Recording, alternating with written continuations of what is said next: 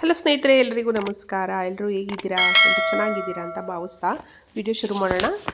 ಇವತ್ತೇನಪ್ಪ railway station ತೋರಿಸ್ತಾ ಇದ್ದೀನಿ ಅಂತ ನಿಮಗೆಲ್ಲ ಅನ್ನಿಸ್ಬೋದು. ನಾನು ಬಟ್ಟೆ ಬಿಸ್ನೆಸ್ ಮಾಡ್ತಿರೋದು ನಿಮಗೆಲ್ಲ ಗೊತ್ತೇ ಇದೆ. ಸ್ಟಾಕ್ ಎಲ್ಲ ಖಾಲಿಯಾಗಿತ್ತು. ಹಾಗಾಗಿ ನಮ್ಮನೆಯವರು ಸ್ವಲ್ಪ ಬ್ಯುಸಿ ಆಗಿದ್ದರಿಂದ ನಾನೇ ಸ್ಟಾಕ್ನ ಹಾಕಿಸ್ಬಿಟ್ಟು ನಮ್ಮದು ಗುಬ್ಬಿಗೆ ಟ್ರಾನ್ಸ್ಪೋರ್ಟ್ ಕೂಡ ಬರುತ್ತೆ. ಟ್ರಾನ್ಸ್ಪೋರ್ಟಿಗೆ ಎಲ್ಲ ಆರ್ಡರ್ ಹಾಕಿ ಬಿಲ್ಲಿಂಗ್ ಮಾಡಿಸಿ ಕೊಟ್ಟು ಬಂದರೆ ಟ್ರಾನ್ಸ್ಪೋರ್ಟ್ ಅವರು ಗುಬ್ಬಿನಲ್ಲೇ ನಾವು ಹೋಗಿ ಕಲೆಕ್ಟ್ ಮಾಡ್ಕೊಳ್ಬೋದು. ಹಾಗಾಗಿ ಟ್ರಾನ್ಸ್ಪೋರ್ಟಿಗೆ ಹಾಕ್ಸ್ಬಿಟ್ಟು ಬರೋಣ ಅಂತ ಹೇಳ್ಬಿಟ್ಟು ಟ್ರೈನಿಗೆ ಹೊರಟಿದ್ದೀನಿ. ನಮ್ಮನೆಯವರು ಬ್ಯುಸಿ ಇದ್ದಿದ್ದ ಕಾರಣ ಅವರು ಬರೋದಕ್ಕಾಗಲಿಲ್ಲ. ಹಾಗಾಗಿ ನನ್ನ ಫ್ರೆಂಡ್ ಒಬ್ಬರು ಇದ್ದಾರೆ, ತುಂಬಾ ಬೆಸ್ಟ್ ಫ್ರೆಂಡು. ಅವರನ್ನು ನಾನು ಮುಂದೆ ವ್ಲಾಗ್ಗಳಲ್ಲಿ ತೋರಿಸ್ತೀನಿ. ಇವಾಗ ಸ್ವಲ್ಪ ಅವರಿಗೆ ವಿಡಿಯೋಗೆಲ್ಲ ಬರೋದಕ್ಕೆ ಮುಜುಗರ ಇದೆ. ನೆಕ್ಸ್ಟ್ ವಿಡಿಯೋಗಳಲ್ಲಿ ಅವ್ರನ್ನ ಶೇರ್ ಮಾಡ್ತೀನಿ. ತುಂಬ ಅಂದರೆ ತುಂಬ ಕ್ಲೋಸ್ ಫ್ರೆಂಡು. ಆಫರ್ ಅನೌನ್ಸ್ಮೆಂಟು ಇದ್ದಾಗಂತೂ ತುಂಬ ಹೆಲ್ಪ್ ಮಾಡಿದ್ರು ನನಗೆ. ಅವ್ರನ್ನ ಮುಂದಿನ ವ್ಲಾಗ್ಗಳಲ್ಲಿ ನಾನು ತೋರಿಸ್ತೀನಿ ಖಂಡಿತ. ಇನ್ನು ನೋಡಿ, ನಾವು ಹೊರಟಂಥ ಟ್ರೈನ್ ಬಂತು. ಇದೇ ಟ್ರೈನಿಗೆ ನಾವು ಹೋಗಿ ಬೆಂಗಳೂರು ಯಶವಂತಪುರ ಜಂಕ್ಷನಲ್ಲಿ ಇಳ್ಕೊಂಡು ಅಲ್ಲಿಂದ ಮೆಟ್ರೋಗೆ ಹೋಗೋಣ ಅಂತ ಪ್ಲಾನ್ ಇತ್ತು. ಕೆಲವೊಂದು ಸಲ ಎಲ್ಲ ಹೋಗಿದ್ದೀನಿ ನಾನು ಈ ಥರ ಮೆಟ್ರೋದಲ್ಲಿ. ಅಂದರೆ ನಾನು ಮತ್ತು ನನ್ನ ಹಸ್ಬೆಂಡ್ ಕೂಡ ಕೆಲಸ ಇದ್ದಿದ್ದ ಕಾರಣದಿಂದ ಈ ಸಲ ಫ್ರೆಂಡ್ ಜೊತೆನೇ ಹೋಗ್ಬಿಟ್ವಾ ಅಂತ ಹೇಳಿದ್ರು. ಕನ್ಸ್ಟ್ರಕ್ಷನ್ ಮಾಡಿಸ್ತಿರೋದ್ರಿಂದ ಕೆಲವೊಂದು ಬಿಲ್ಡಿಂಗ್ ಈಗ ಬಸವನ ಜಯಂತಿ ಬರುತ್ತಲ್ವ, ಬಸವನ ಜಯಂತಿಗೆ ಬಿಟ್ಕೊಡೋದಿರುತ್ತೆ. ಹಾಗಾಗಿ ಅವರು ಡೇಟ್ಗಳೆಲ್ಲ ಹಾಕ್ಸ್ಕೊಂಡಿರ್ತಾರೆ. ಆ ಕೆಲಸದ ಹತ್ರ ಮುಂದೆ ನಿಂತ್ಕೊಳ್ಬೇಕು. ಕೆಲಸನ ಎಲ್ಲ ನಿಗಾ ಇಟ್ಟು ನೋಡ್ಬಿಟ್ಟು ಮಾಡಬೇಕಲ್ವ. ಹಾಗಾಗಿ ನಾನು ಮತ್ತು ನನ್ನ ಫ್ರೆಂಡ್ ಇಬ್ಬರು ಕೂಡ ಹೋದ್ವಿ. ಮುಂದೆ ನೆಕ್ಸ್ಟ್ ವ್ಲಾಗ್ಗಳಲ್ಲಿ ನಾನು ನನ್ನ ಫ್ರೆಂಡನ್ನು ಕೂಡ ಶೇರ್ ಮಾಡ್ತೀನಿ. ಇನ್ನು ನೋಡಿ, ಯಶವಂತಪುರ ಜಂಕ್ಷನ್ ನಿಯರ್ ಬಂದ್ವಿ. ಇನ್ನೇನು ನೋಡಿ ಬೆಂಗಳೂರು ಸಿಟಿ ಹಿಂಗೆ ಕಾಣಿಸ್ತಾ ಇದೆ ಅಂತ. ನನಗೆ ಡೈಲಿ ವ್ಲಾಗ್ಸಿಗೆ ಶೇರ್ ಮಾಡೋದಕ್ಕೋಸ್ಕರ ನಿಮ್ಮೆಲ್ಲರೂ ಕಾಯ್ತಾ ಇರ್ತೀರಾ ನನ್ನ ಡೈಲಿ ವ್ಲಾಗ್ಸನ್ನು ನೋಡೋದಕ್ಕೆ ಅನ್ನೋದಕ್ಕೋಸ್ಕರ ಸ್ವಲ್ಪ ವೀಡಿಯೋ ಕ್ಲಿಪ್ಪಿಂಗನ್ನು ತೊಗೊಂಡಿದ್ದೀನಿ. ತುಂಬ ಚೆನ್ನಾಗಿರುತ್ತೆ ಟ್ರೈನ್ ಎಕ್ಸ್ಪೀರಿಯೆನ್ಸು. ನಿಮಗೂ ಎಲ್ಲ ಹೇಗೆ ಅನಿಸಿದೆ ಟ್ರೈನಲ್ಲಿ ಹೋಗಬೇಕಾದ್ರೆ? ಈಗ ಕೆಲವೊಂದು ಕಡೆ ಎಲ್ಲ ಲಾಂಗ್ ಹೋಗಿರ್ತೀರಾ ಅಂಥವ್ರು ನನಗೆ ಕಮೆಂಟ್ ಸೆಕ್ಷನಲ್ಲಿ ಕಮೆಂಟ್ ಮಾಡಿ. ನನಗಂತೂ ತುಂಬ ಖುಷಿ ಆಯಿತು ಟ್ರೈನ್ ಎಕ್ಸ್ಪೀರಿಯೆನ್ಸು.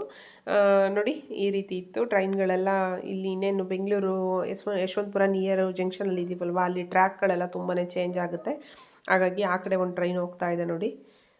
ಎಷ್ಟು ಚೆನ್ನಾಗಿತ್ತು ಅಂದರೆ ತುಂಬಾ ಚೆನ್ನಾಗಿತ್ತು, ತುಂಬ ಖುಷಿಯಾಯಿತು. ಅದರಲ್ಲೂ ಮಾರ್ನಿಂಗ್ ಚಳಿಗೆ ಮತ್ತು ಎಲ್ಲ ವಾತಾವರಣ ತುಂಬ ಚೆನ್ನಾಗಿ ಹಿಮ ಬೀಳ್ತಾ ಇರೋ ಥರ ಕಾಣಿಸ್ತಿತ್ತು. ಬಟ್ ಇಲ್ಲಿ ಬೆಂಗಳೂರು ಬಂದಷ್ಟೊತ್ತಿಗೆ ಬಿಸಿಲು ತುಂಬಾ ಜಾಸ್ತಿ ಆಗಿತ್ತು. ಅಲ್ಲೇ 9 o'clock ನಾವು ಬೆಂಗಳೂರು ರೀಚ್ ಆಗಿದ್ವಿ ಯಶವಂತಪುರ. ನೋಡಿ ಎಷ್ಟೆಷ್ಟು ದೊಡ್ಡ ಬಿಲ್ಡಿಂಗ್ಗಳಿದೆ. ನಿಜ ನೋಡೋದಕ್ಕೆ ಇಷ್ಟೇಷ್ಟು ಕಾಣಿಸ್ತವೆ ಅಪ್ಪ.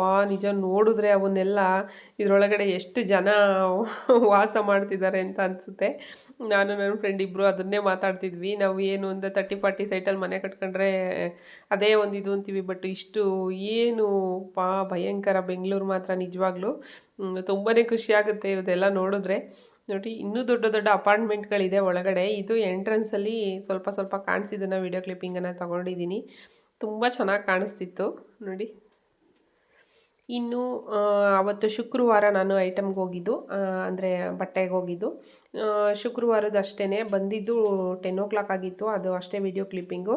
ಇನ್ನು ಶನಿವಾರ ಮಾರ್ನಿಂಗ್ದಿಂದ ವ್ಲಾಗನ್ನು ಕಂಟಿನ್ಯೂ ಮಾಡಿದ್ದೀನಿ. ಅವತ್ತು ತಿಂಡಿಗೆ ಬಂದು ಚಪಾತಿ ಮತ್ತು ಕುಂಬಳಕಾಯಿ ಪಲ್ಯ ಮಾಡಿದ್ದೆ ನೋಡಿ. ನಮ್ಗೆ ಇಡೋದೆ ಕುಂಬಳಕಾಯಿ ಕಿತ್ತಿಟ್ಟಿದ್ದು ಸ್ವಲ್ಪ ಚೆನ್ನಾಗಿ ಹಣ್ಣಾಗಿತ್ತು. ಇದರಲ್ಲಿ ಸ್ವಲ್ಪ ಸ್ವೀಟ್ ಕೂಡ ಮಾಡ್ಕೊಳ್ಳೋಣ ಅಂತ ಹಣ್ಣಾಗಿರೋ ಅಂಥದ್ದನ್ನೇ ತಗೊಂಡಿದ್ದೀನಿ. ಸ್ವೀಟು ಮತ್ತು ಖಾರ ಎರಡನ್ನೂ ಮಾಡೋಣ ಅಂತ. ತುಂಬ ಚೆನ್ನಾಗಿರುತ್ತೆ. ನನ್ನ ಫೇವ್ರೆಟು ಕುಂಬಳಕಾಯಿ ಪಲ್ಯ ಅಂತೂ ತುಂಬಾ ಇಷ್ಟ. ರೊಟ್ಟಿಗೆ ಚಪಾತಿಗೆ ತುಂಬಾ ಚೆನ್ನಾಗಿರುತ್ತೆ ನೋಡಿ. ಎಷ್ಟು ಚೆನ್ನಾಗಿ ಫುಲ್ಲು ಹಣ್ಣಾಗಿತ್ತು. ಫುಲ್ಲು ಅಂದರೆ ಒಳಗಡೆ ಏನು ಅಷ್ಟು ಕೆಂಪುಗೆ ಪಪ್ಪಾಯ ಹಣ್ಣಾದಷ್ಟು ಏನು ಹಣ್ಣಾಗಿರಲಿಲ್ಲ. ಈಗ ಪಪ್ಪಾಯ ಕಲರ್ ಬರುತ್ತೆ ನೋಡಿದ್ದೀರಾ ನೀವು ಕುಂಬಳಕಾಯಿ, ಅಷ್ಟೊಂದೇನು ಕಲರ್ ಬಂದಿರಲಿಲ್ಲ. ಬಟ್ ಸ್ವಲ್ಪ ಹಣ್ಣಾಗಿರೋ ಥರ ಇತ್ತು. ತುಂಬ ಚೆನ್ನಾಗಿರುತ್ತೆ ಕುಂಬಳಕಾಯಿ ಪಲ್ಯ. ಯಾರೆಲ್ಲ ಟ್ರೈ ಮಾಡಿದ್ದೀರಾ? ಈಗ ಸೀಸನ್ ಅಲ್ವಾ? ನನಗೆ ಕಮೆಂಟ್ ಸೆಕ್ಷನಲ್ಲಿ ಕಮೆಂಟ್ ಮಾಡಿ. ನೋಡಿ, ನಾನು ಕೂಡ ಕುಂಬಳಕಾಯಿ ಪಲ್ಯಕ್ಕೆ ಎಲ್ಲ ರೆಡಿ ಮಾಡಿಕೊಂಡೆ. ಕುಂಬಳಕಾಯಿನ ನಾನು ಈ ಥರ ಸಣ್ಣಗೆ ಕಟ್ ಮಾಡಿ ಇಟ್ಕೊಳ್ತೀನಿ ಫಸ್ಟು. ನೀವೆಲ್ಲ ಯಾವ ರೀತಿ ಪಲ್ಯ ಮಾಡ್ತೀರಾ? ನಾನು ಈ ರೀತಿ ಮಾಡ್ತೀನಿ, ನೋಡ್ಕೊಬನ್ನಿ ಯಾವ ರೀತಿ ಮಾಡೋದು ಅಂತ. ನೋಡಿ, ಒಳಗಡೆ ಬೀಜ ಮತ್ತು ಆಚೆಗಡೆ ಸಿಪ್ಪೆ ಎರಡೂ ಕೂಡ ಸಪ್ರೇಟ್ ಮಾಡಿ ಇಟ್ಕೊಂಡಿದ್ದೀನಿ. ಈ ಥರ ಪೂರ್ತಿ ಸಪ್ರೇಟ್ ಮಾಡಿ ಸಣ್ಣಗೆ ಹೆಚ್ಚಿಟ್ಕೊಂಡಿದ್ದೀನಿ. ನಾನು ಮೊದಲಿಗೆ ಸರ್ವೇ ಸಾಮಾನ್ಯ ಎಲ್ಲರೂ ಉಪ್ಪಿಟ್ಟು ಮಸಾಲೆ ಕೊಟ್ಬಿಟ್ಟು ಮಾಡ್ತಾರೆ. ನಾನು ಸೇಮೇ ಮಾಡೋದು. ನಾನೇನು ಡಿಫ್ರೆಂಟಾಗಿ ಮಾಡೋದು ಒಂದೇನಪ್ಪ ಚೇಂಜಸ್ ಅಂತ ಅಂದರೆ, ಕೆಲವ್ರು ಏನು ಮಾಡ್ತಾರೆ, ಡೈರೆಕ್ಟಾಗಿ ಕುಂಬಳಕಾಯಿನ ಒಗ್ಗರಣೆಗೆ ಹಾಕ್ತಾರೆ. ನಾನು ಆ ಥರ ಮಾಡಲ್ಲ. ಈ ಥರ ಫಸ್ಟು ಒಂದು ಪಾತ್ರೆಯಲ್ಲಿ ಬಿಸಿನೀರು ಇಟ್ಕೊಳ್ತೀನಿ. ಅದು ನೀರು ಮಳ್ಳಕ್ಕೆ ಬರುತ್ತಲ್ವ, ಮಳ್ಳಕ್ಕೆ ಬಂದಾಗ ಮಳ್ತಾ ಇರುತ್ತೆ, ಕುದೀತಾ ಇರುತ್ತಲ್ವ, ನಾವು ಮಳ್ಳೋದು ನೀರು ಮಳ್ಳುತ್ತೆ ಅಂತ ಅಂತೀವಿ, ಅದಕ್ಕೇನು ತಿಳ್ಕೊಳ್ಬೇಡಿ. ನೀರು ಕುದಿ ಬಂದಾಗ ಈ ಕಟ್ ಮಾಡಿರೋವಂಥ ಕುಂಬಳಕಾಯಿ ಏನಿದೆ ಅದನ್ನು ನೀರೊಳಗಡೆ ಸೇರಿಸ್ಕೊಂಡು ಒಂದು ಕುದಿ ಹತ್ತಿಸ್ಕೊಳ್ಬೇಕು. ಒಂದೆರಡು ಕುದಿ ಹತ್ತಿದ್ರೆ ಅದರಲ್ಲಿ ಈ ಕುಂಬಳಕಾಯಲ್ಲಿ ಸ್ವಲ್ಪ ಒಂಥರ ಏನು ಹೇಳ್ತಾರೆ ಅದಕ್ಕೆ, ಅಂಟು ಥರ ಇರುತ್ತೆ ನೋಡಿ, ನಸ್ರು ಅಂತಾರೆ, ಸೊನೆ ಅಂತಾರೆ, ಆ ಸೊನೆಯ ಅಂಶ ಎಲ್ಲ ನೋಡಿ ಈ ಥರ ಮೇಲೆ ಬರುತ್ತೆ. ಒಂದೆರಡು ಕುದಿ ಹತ್ತಿಸ್ಕೊಂಡು ಅದನ್ನು ಬಸೆ ಹಾಕ್ಬಿಟ್ಟು ಸೋರ್ಲಾಕಿ ಆಮೇಲೆ ಒಗ್ಗರಣೆ ಕೊಟ್ಬಿಟ್ಟು ನಾನು ಪಲ್ಯನ ಮಾಡೋದು. ತುಂಬಾ ಚೆನ್ನಾಗಿರುತ್ತೆ. ಈ ಒಂಥರ ಕುಂಬಳಕಾಯಲ್ಲಿ ಏನು ನಸ್ರು ಥರ, ಈಗ ಪಪ್ಪಾಯ ಕೊಯ್ದಾಗೆಲ್ಲ ವೈಟು ನಸ್ರು ಥರ ಬರುತ್ತಲ್ವ, ಅದೇ ಥರ ಕುಂಬಳಕಾಯಲ್ಲಿ ಕೂಡ ಇರುತ್ತೆ. ಇನ್ನು ನಾವು ಗೋಲ್ಡ್ ವಿನ್ನರ್ ಎಣ್ಣೆನ ಬಳಸೋದು.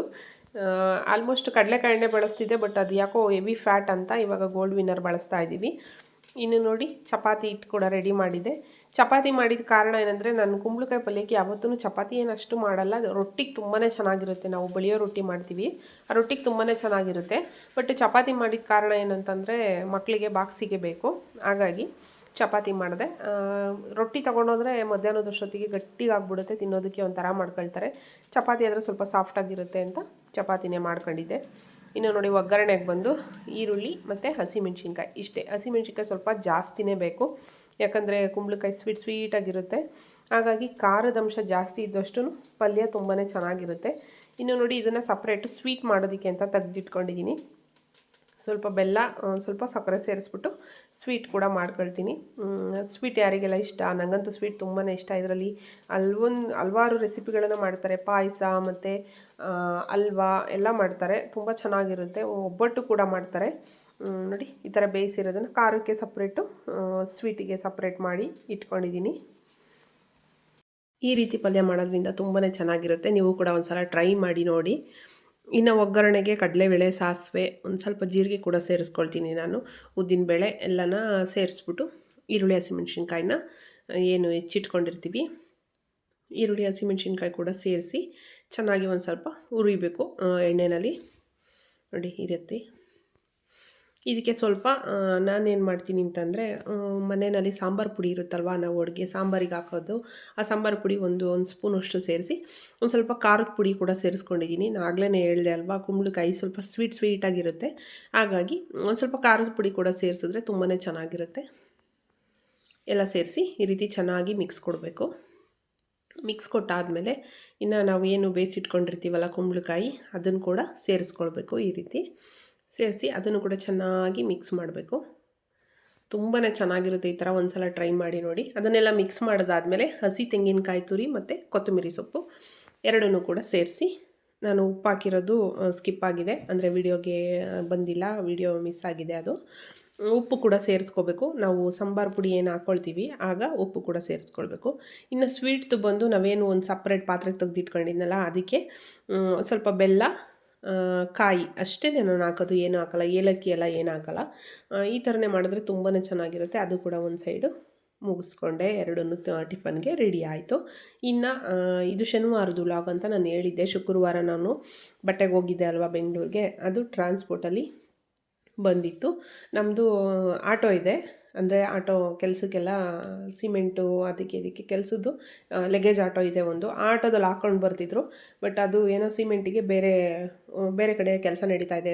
ಗುಬ್ಬಿ ಪಕ್ಕ ಸುತ್ತಮುತ್ತ ಹಳ್ಳಿಗಳಲ್ಲೆಲ್ಲ ಕೆಲಸ ಮಾಡಿಸ್ತಾರೆ ನಮ್ಮ ಮನೆಯವರು. ಅಲ್ಲಿ ಆಟೋ ಹೋಗಿದ್ದರಿಂದ ನಮ್ಮ ಮನೆಯವರೇ ಕಾರಲ್ಲಿ ಹೋಗಿ ಹಾಕೊಂಡು ಬಂದರು. ಟ್ರಾನ್ಸ್ಪೋರ್ಟ್ ಇರೋದು ಬಸ್ ಸ್ಟ್ಯಾಂಡಿಂದ ಸ್ವಲ್ಪ ನಿಯರು, ಚನ್ನಬಸವೇಶ್ವರ ಸ್ವಾಮಿ ಟೆಂಪಲ್ ಹತ್ರ ನಿಯರ್ ಇದೆ. ನಾವು ಈ ಥರ ಐಟಮ್ ಬಂದಾಗೆಲ್ಲ ಹೋಗಿ ಆಟೋದಲ್ಲೇ ಹಾಕೊಂಡು ಬರ್ತೀವಿ. ನೋಡಿ, ನನ್ನ ಚಿಕ್ಕ ಮಗಳು ಮತ್ತು ನಮ್ಮ ಮನೆಯವರು ಇಬ್ಬರು ಸೇರಿ ಐಟಮ್ನ ತೊಗೊಂಡು ಬಂದರು, ಒಳಗಡೆ ಎತ್ಕೊಬರ್ತಾ ಇದ್ದಾರೆ. ಈ ಥರ ಚೀಲಗಳನ್ನು ಇದು ಮಾಡಿಬಿಟ್ಟು ಟ್ರಾನ್ಸ್ಪೋರ್ಟಿಗೆ ಹಾಕ್ತಾರೆ.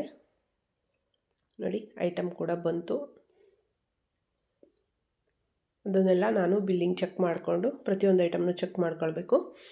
ಬಟ್ ನಾವು ಅಲ್ಲಿ ತಗೊಂಡು ಎಲ್ಲ ಪ್ಯಾಕ್ ಮಾಡಿಸಿರ್ತೀವಿ, ಬಟ್ ಐಟಮು ಕೆಲವೊಂದು ಮಿಸ್ ಆಗಿರುತ್ತವೆ ಅನ್ನೋದು ಡೌಟ್ ಇರುತ್ತೆ. ಆಗ ಬಿಲ್ಲೂ ಮತ್ತು ಐಟಮ್ ಎರಡೂ ಕೂಡ ಚೆಕ್ ಮಾಡಬೇಕು. ನೋಡಿ, ಈ ಥರ ಐಟಮ್ನ ಪ್ಯಾಕ್ ಮಾಡಿ ಕಳಿಸ್ತಾರೆ. ಇದರಲ್ಲಿ ಡ್ರೆಸ್ಸಸ್ಗಳು ಮತ್ತು ನಾನು ಏನು ಕ್ಲಾತಿಂಗ್ ಬಿಸ್ನೆಸ್ಸಲ್ಲಿ ಏನೇನೆಲ್ಲ ಸೇಲ್ ಮಾಡ್ತೀನಿ ಅದೆಲ್ಲ ಪ್ರತಿಯೊಂದು ಯಾವುದೋ ಸ್ಟಾಕ್ ಖಾಲಿ ಆಗಿರುತ್ತೆ ಅದೆಲ್ಲ ಬಂದಿದೆ. ನೋಡಿ, ನನ್ನ ಚಿಕ್ಕ ಮಗಳು ಎಷ್ಟು ಆಕ್ಟಿವ್ ಅಂದರೆ, ಅವಳು ಏನು ಕೆಲಸ ಮಾಡೋದಕ್ಕೂ ತಲೆ ಕೆಡಿಸ್ಕೊಳ್ಳಲ್ಲ, ತುಂಬಾ ಸ್ಟ್ರಾಂಗ್ ಅವಳು. 4 ಬ್ಯಾಗ್ ಬಂದಿತ್ತು, ಅಂದರೆ 4 ಬ್ಯಾಗ್ ಆಗಿತ್ತು. ಇಷ್ಟು ಐಟಮಿಗೆ 2 ಲಕ್ಷದ ಹತ್ರ ಆಗಿದೆ ನೋಡಿ. ಈ ರೀತಿ ಬ್ಯಾಗ್ಗಳಲ್ಲಿ ಐಟಮ್ ಪಾರ್ಸಲ್ ಬರುತ್ತೆ, ಟ್ರಾನ್ಸ್ಪೋರ್ಟಲ್ಲಿ ಹೋಗಿ ನಾವು ತೊಗೊಂಡು ಬರಬೇಕು. ಈ ರೀತಿ ಇತ್ತು ನನ್ನ ಶುಕ್ರವಾರ ಮತ್ತು ಶನಿವಾರದ ದಿನಚರಿ.